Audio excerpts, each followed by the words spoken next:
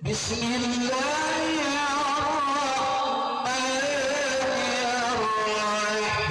kantuk itu ada dua. Rasa kantuk yang tidak didasari dengan fondasi iman yang hakiki, yang tidak ada Muhammadnya, maka rasa kantuk itu adalah godaan iblis. Tetapi rasa kantuk yang dipondasi didasari oleh Muhammad, insya Allah orang yang makom batinnya sudah baik, bagus adanya, maka sesungguhnya dalam tidurnya digenggam oleh zatnya Allah Subhanahu wa Ta'ala. Dan insya Allah pulang daripada genggaman itu, jedah waktu itu, kerongkongan ini kita rasa macam terindah menunggu main. Mudah-mudahan seperti itu, karena ada waris yang dikasih oleh Allah hasil daripada diri kita. Jedah itu dikasih waris oleh Allah. Itulah karomah yang diberikan Allah Subhanahu wa Ta'ala. Itulah hadiah dan oleh-oleh yang dikasih Allah Subhanahu wa Ta'ala kepada hamba-Nya yang soleh, ahlu zikr, kepada mereka yang kuat berzikir menyebut nama Allah Subhanahu wa Ta'ala.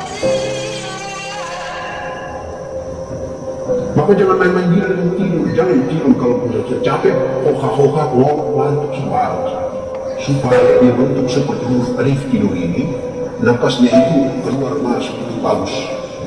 Nafi dan isbatnya mantap. Katukkanlah mulut, biarkanlah dia keluar malam napas alif yang ada di sini. Maka zikir nafi isbat bermain di sini. Pada saat yang kau tidur, di samping kita menjalankan sunnah Nabi, tetapi di balik sunnah itu ilmu yang luar biasa. Bukan hanya sekedar menjalankan sunnah yang tidak isi, menjalankan sunnah, tetapi mengandung makna dan ilmu Allah Subhanahu. Oleh karena itu pada saat bangun dan tidur, jangan langsung bangun dan jalan tidur. Bangun dari tidur, duduklah dulu baik-baik, renunglah dulu. Doalah kepada Allah Subhanahu wa Ta'ala. Alhamdulillahirabbil alamin. Ya Allah, Engkau telah kembalikan aku dari rezeki.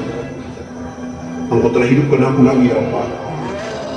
Engkau telah kembalikan aku dari negeri-Mu ya Allah.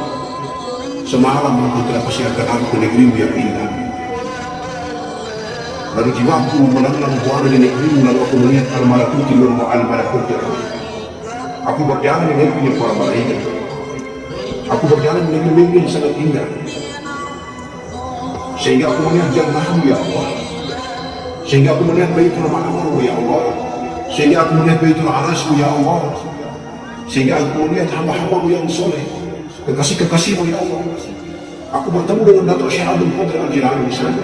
Aku bertemu dengan Datuk Baginda Nabi Muhammad sallallahu alaihi wasallam, mimpi bertemu Rasulullah. Aku bisa bertemu dengan para kekasih-Mu ya Allah. Itu kesyukuran yang luar biasa. Tidur itu juga ibadah. Kalau kita mau ibadahi diri kita pada saat kita mau tidur, tergantung kita saja. Kalau kita tidak mengibadahi, kita punya raga yang hina-hina ini, kita tidak mendapatkan hakikat kita ibadahi.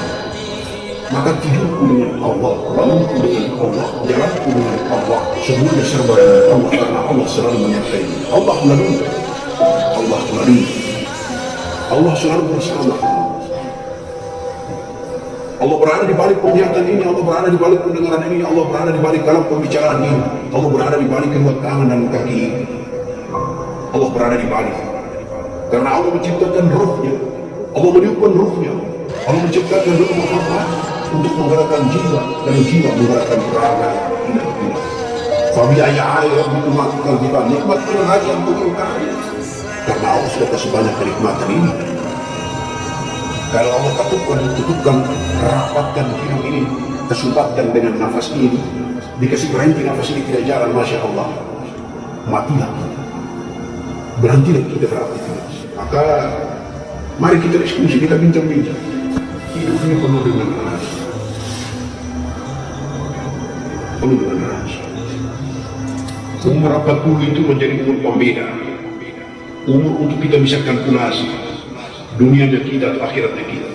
Sementara kita kasih tinggal.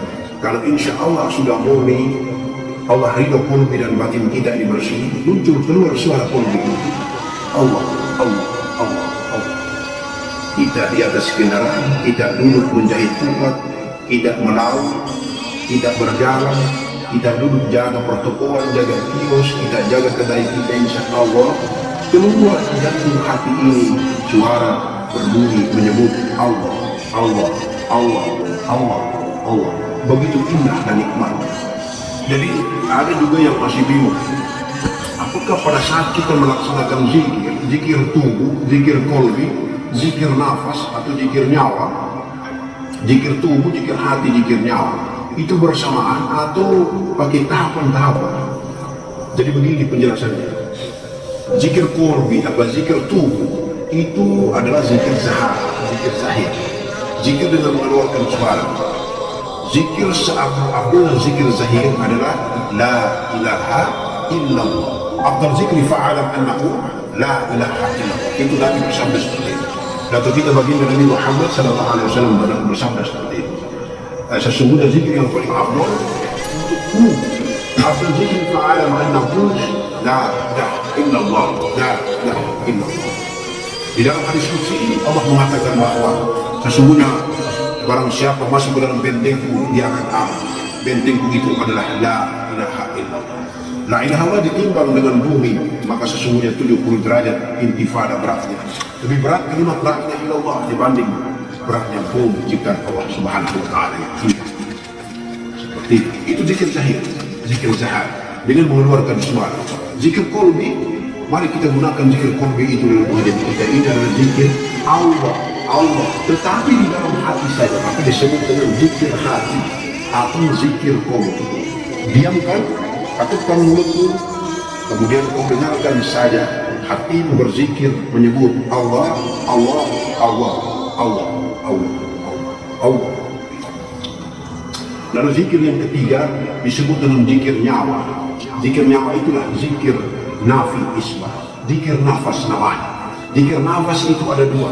Yang satu nafi isbat, masuk disebut dengan nafi, atau keluar disebut dengan nafi, masuk disebut dengan isbat. Nafi itu zikir Allah, isbat itu zikir. Dan juga ada satu lagi cara atau metode zikir nafas dengan cara menahan nafas, bertahan nafas. Tahanlah nafasmu, kemudian pada saat momen menahan nafas, zikirlah dengan zikir la ilaha illallah atau Allah atau kemudian larut di dalam rasa, tinggal rasa saja, maka muncul zikir lain. Jadi sebenarnya tidak ada zikir yang namanya tidak ada zikir yang namanya tidak ada zikir seperti itu. Zikir itu ada hanya la ilaha illallah dan zikir Allah. Dan zikir-zikir biasa yang diajarkan baginda Nabi Muhammad sallallahu alaihi wasallam. Zikir-zikir yang bersifat rahasia, zikir seperti zikir seperti itu adalah merupakan dampak imbas akibat daripada larutnya zikir kita secara zahir tenggelam di dalam kolbi, larutnya zikir hati kita tenggelam di dalam rasa. Seseorang itu kalau sudah masuk di alam rasa, maka dia hanya la ilaha illallah rasa lagi, la ilaha illallah Allah Allah Allah. Jadi la ilaha illallahnya sudah hilang, yang ada cuma hanya Allah Allah. Sampai dengan saking mencintainya dia dengan Allah, laut dia mencintainya dengan Allah, maka Allah itu sudah berganti seperti itulah ekspresi cinta. Apalagi kita mencintai Allah, lalu kita dalam cinta terhadap Allah, matikan kita dalam jasad kita, matikan kita dalam jiwa kita, yang ada hanyalah rasa dan perasaan cinta. Akhirnya kita mampu mencintai Allah. Kita tidak mudah mencintai Allah. Akhirnya sebutan kita sudah tidak sempurna lagi lah. Yang ada Allah, Allah, dan ya hilang, lenyap, tidak lagi berbentuk huruf ucapan kita, tetapi yang ada la huruf wala husni. Matilah hamba ini, binasalah hamba ini. Yang hidup hanyalah mahir Allah Subhanahu wa taala. Paham ya? Jadi itu ekspresi cinta, itu ekspresi berzikir, ekspresi berzikir.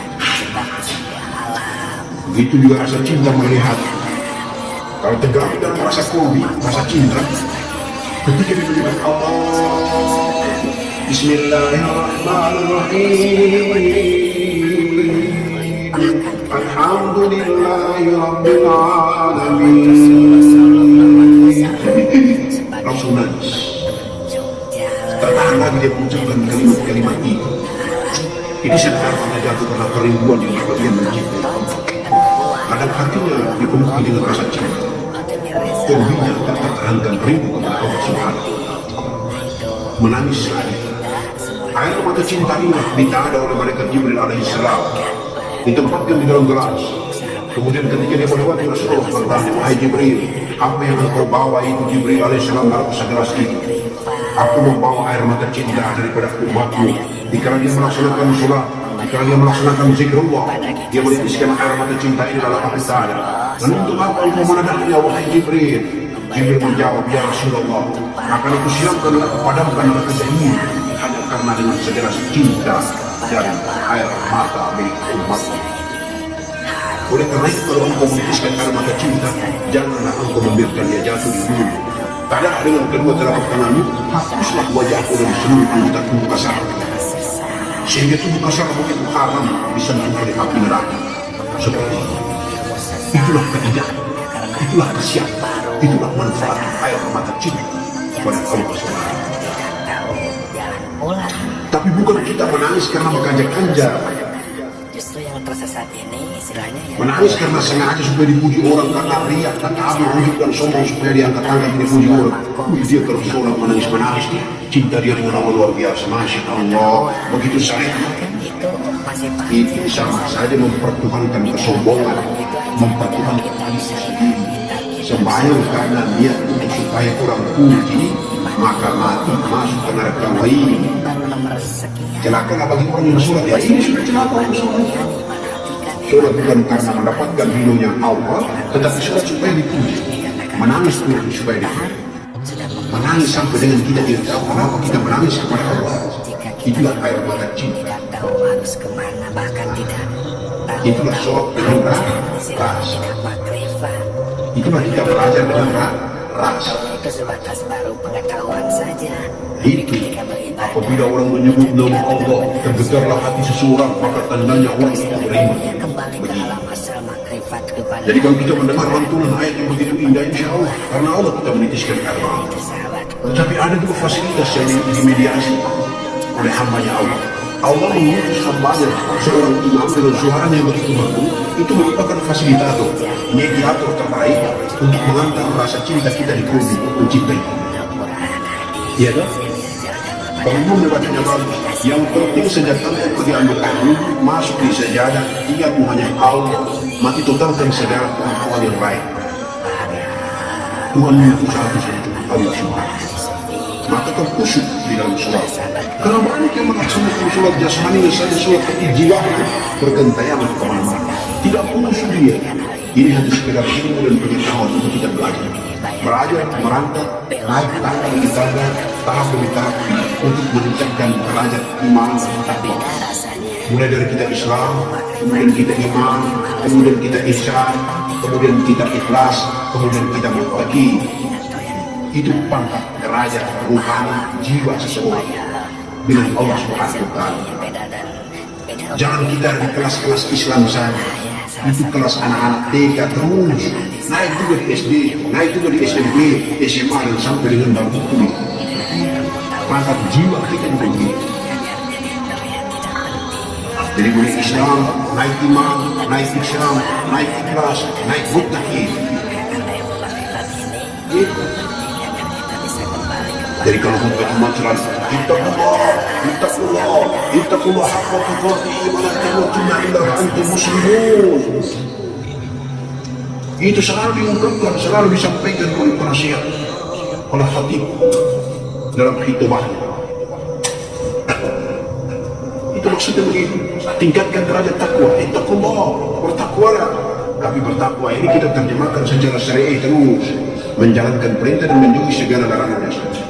Kita tidak terlalu mendalami rahasia daripada takwa ini. Takwa itu pangkat tertinggi. Setelah engkau beragama Islam menjadi Islam, kemudian engkau beriman, kemudian engkau ihsan, kemudian engkau ikhlas, kemudian engkau takwa, bertakwa, menjadi muttaqi.